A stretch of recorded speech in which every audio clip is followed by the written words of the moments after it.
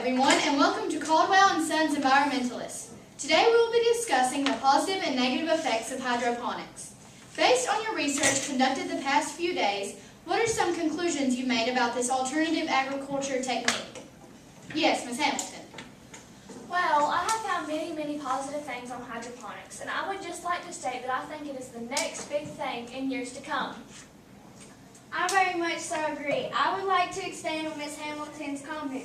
Being as natural resources on this fragile planet are diminishing, I think it is imperative we find a new approach and soon.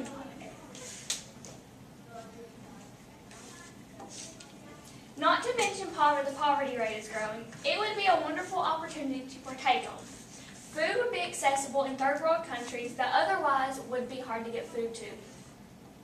Thank you, everyone. Does anyone have any negative effects? Well, I have a few, but they are very minor. Okay, well, let's hear them anyways. It's a very expensive startup to get a hydroponics garden going. That may be true, but it pays off in the long run.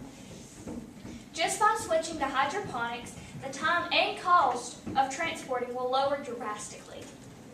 Thank you, Mrs. Hamilton and Mr. Vanderbilt. Both very interesting perspectives. Now, I would like to hear some positives. Well, I have found that you can use a minimum amount of materials and it is a very simple setup. Good, keep them coming. Resources say hydroponics can produce more nutritious food. The crop is larger compared to grown-in plants, and the hydroponic plants grow with their own time clock. Yes, well, hydroponics has a lack of bacteria effect that applies to similar soil-grown plants. Also, as of right now, it's not very mainstream. I think these can be disregarded because they pay off in the long run. Hydroponics can be planted pretty much anywhere. Hydroponics can be used indoors or outdoors.